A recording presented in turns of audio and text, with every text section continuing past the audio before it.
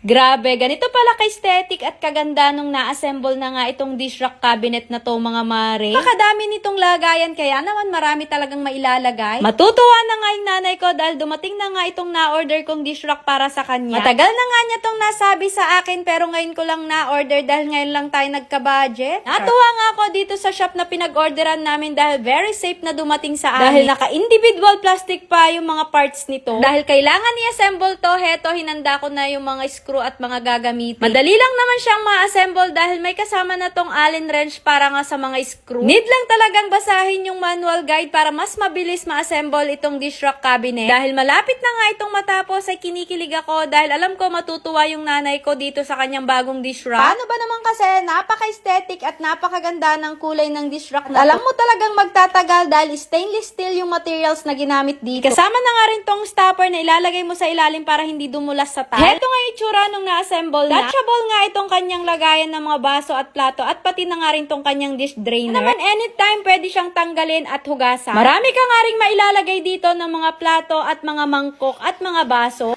Ang kagandahan dito ay magnetic door